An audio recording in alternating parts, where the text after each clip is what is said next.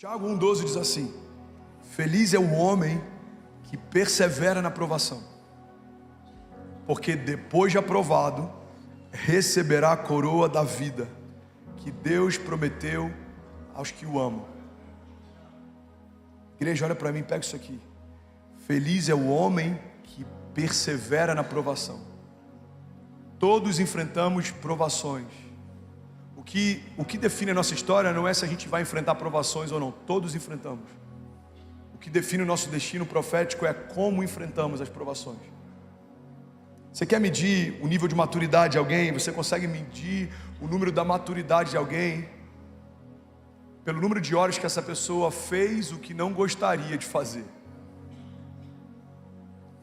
Por que a gente vê pais trabalhando, mulheres solteiras, mães que às vezes são a única fonte de provisão da sua casa, trabalhando mesmo cansadas, trabalhando mesmo com desafios, trabalhando mesmo com retaliações? Por quê? Porque eu preciso alimentar os meus filhos, porque eu preciso levar provisão para minha casa, porque eu preciso permanecer de pé, porque eu sou a segurança deles, porque eles precisam de mim. Irmão, esse nível de consciência faz com que a gente suporte provações.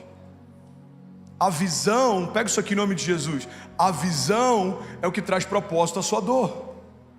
Quando você tem uma visão clara, você suporta, Ari, a pressão de forma mais leve, porque eu sei por que eu faço o que eu faço. Hoje, por exemplo, eu tive uma crise de sinusite absurda, eu pregaria no primeiro culto, não consegui vir. Então eu tomei medicamento, eu descansei um pouco, eu tomei energético, quer dizer, até fez um stories, nem sei se ela postou, eu tomando medicamento com energético. Ela falou: amor, você está tomando medicamento com energético? Eu falei: amor, na vida tudo é equilíbrio. Medicamento me abate, o energético me eleva, tá tudo certo. Agora, eu preferia descansar hoje? Talvez. Na verdade não, mas talvez. Mas o Senhor me chamou para liderar um movimento, um avivamento, uma igreja. Então eu preciso fazer o que o Senhor me chamou para fazer, se eu quero viver o que o Senhor me propôs para viver. Porque meninos fazem o que querem fazer, homens fazem o que tem que fazer. Alguém está comigo aqui? Diga amém. Aleluia. Gálatas 6,9 diz assim: e não nos cansemos de fazer o bem, pois no tempo certo colheremos, se não desanimarmos. Irmão, olha para mim, pega isso aqui em nome de Jesus. E não nos cansemos de fazer o bem, ou seja, persistência, resiliência, pois no tempo certo colheremos. Aí agora tem uma condicional: se não desanimarmos. O que a Bíblia está ensinando para a gente aqui: é possível você começar bem e não terminar bem porque desistiu no meio do caminho. A Bíblia está dizendo que é possível começar bem e não terminar bem porque você desistiu no meio do caminho. Tem gente que começou semeando coisas boas, mas desistiu de semear porque ainda não havia começado a colher. Deus está dizendo: não nos cansemos de fazer o bem, pois no tempo certo colheremos, se não desanimarmos. Alguém aqui já viu aquela charge de um cara, um minerador, que ele está cavando, aí você consegue ver assim os diamantes, ele estava bem próximo de alcançá-los, ele desiste porque estava cansado demais? Alguém já viu uma charge com algo assim? Tem muita gente que está exatamente assim, em relação ao romper da sua casa, em relação ao mover no teu casamento, em relação à expansão do teu ministério. Pastor, eu estou há 5 anos fazendo o que Deus me chamou para fazer.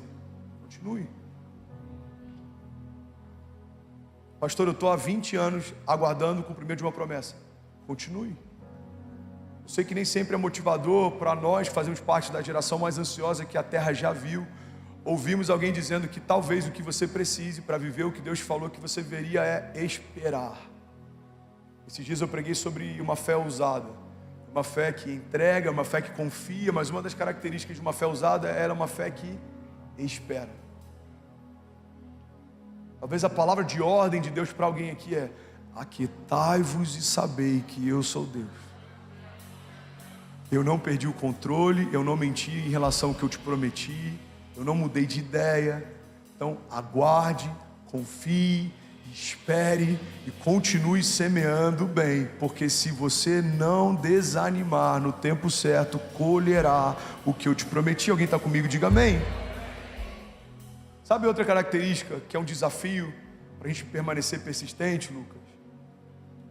Principalmente para meninos, é que meninos têm dificuldade de estabelecer alianças. Meninos têm dificuldade de estabelecer alianças. Quando a gente pega uma leitura das transições geracionais que a gente viu nas últimas décadas, a gente vê um extremo muito grande, por exemplo, entre os baby boomers e a geração Y, entre os baby boomers e os mileniais. Os baby boomers, eles fazem parte de uma geração que viram muitas revoluções sociais, culturais, econômicas. Então eles viram guerras como a Guerra do Vietnã, eles viram o Muro de Berlim ser construído, ser destruído, eles viram Fidel Castro assumir uma revolução em Cuba, depois destruir completamente Cuba por conta do socialismo e do projeto comunista. Eles viram muitas coisas acontecendo ao longo da história. Então o que os baby boomers eles fizeram? Eles se tornaram conservadores e completamente estáveis. Qual que era o conselho do seu avô, por exemplo, ou do seu pai? Pode ter uma variável aqui, mas a maior parte dos nossos avós, se fossem te aconselhar, eles diriam: tenha um bom emprego, com uma carteira assinada, compre a sua casa própria e invista na sua aposentadoria. Você precisa ter um lugar firme para trabalhar, você precisa ter um lugar seu para morar, e você precisa ter uma reserva para quando ficar velho. Porque tudo que eles viram foram instabilidades. Então, o que movia essa geração? Estabilidade. Como reflexo disso, porque todo excesso gera uma falta, as gerações que vieram depois dessa geração, elas começaram a liderar movimentos revolucionários, disruptivos, contra a cultura. Então a gente viu, por exemplo, o movimento hippie, o movimento Paz e Amor, a gente viu o ácido, LSD, a gente viu orgias acontecendo, a gente viu Woodstock, a gente viu várias coisas acontecendo por conta de uma geração que queria liberdade, porque se sentia muito oprimida pela busca de estabilidade da geração que os criou. Então o que acontece depois de uma geração muito forte, vem uma geração muito fraca? Aquele provérbio oriental que diz: homens fortes criam tempos fáceis criam homens fracos geram tempos difíceis. Então a geração que a gente tem hoje, os mileniais, geração touch, os nossos filhos, os adolescentes que a gente tem criado, liderado. Alguém está recebendo algo de Deus aqui nessa noite? Diga amém. Qual que é o desafio deles? É estabelecer alianças.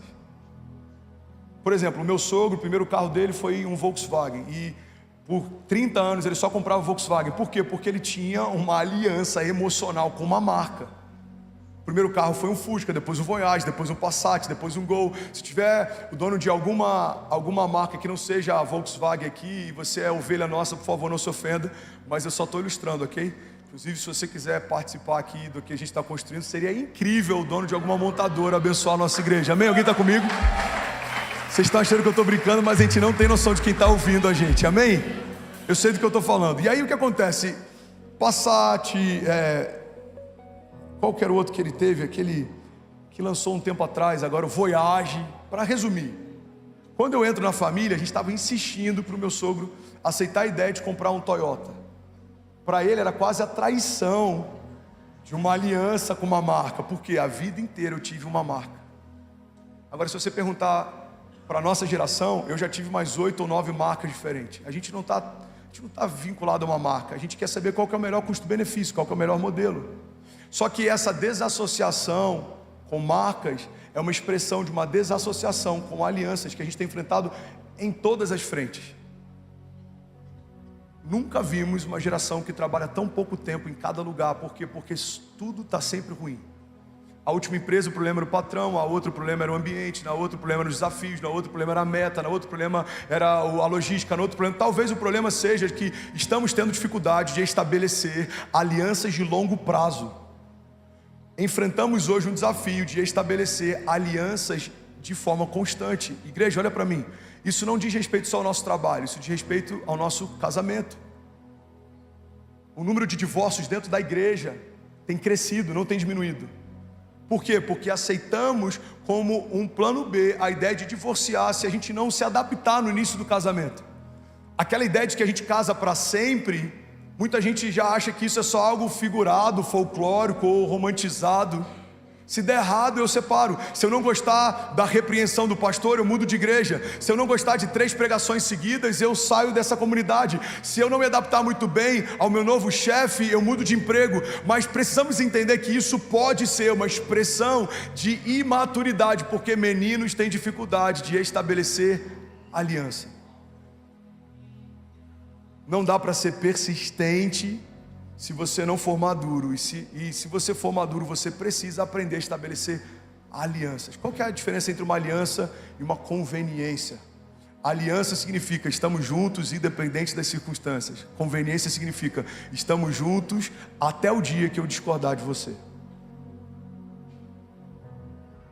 Uma conveniência significa a gente está junto enquanto a gente concorda. Uma aliança significa a gente está junto independente do que acontecer. Alguém está comigo aqui? Diga amém. Essa é a diferença fundamental entre aliança e conveniência. Porque só existe lealdade na discordância. Você não precisa, você que é voluntário aqui, guarda isso. Você não precisa ser leal ao seu pastor quando você concorda com ele. Mas você vai precisar ser leal ao seu pastor quando você discorda dele. A lealdade só existe na discordância. Você não precisa ser leal com a sua esposa quando você concorda com ela. Mas você vai precisar ser leal a ela quando você discorda dela. E é por isso que meninos não conseguem estabelecer alianças. Por quê? Porque meninos fazem o que querem fazer. Homens fazem o que precisam fazer. Alguém está comigo aqui ainda? Diga amém. Tudo bom? Você acabou de assistir uma mensagem aqui do nosso canal. Eu tenho certeza que ela te edificou e que ela vai gerar algo novo em você. E a gente separou mais 2 vídeos. Eu quero deixar essas indicações aqui para você continuar queimando com Jesus. E eu quero muito te fazer um pedido também. Se essa mensagem te edificou, comenta aqui embaixo, segue o canal, me ajuda a compartilhar para que mais pessoas sejam tocadas também. Deus te abençoe.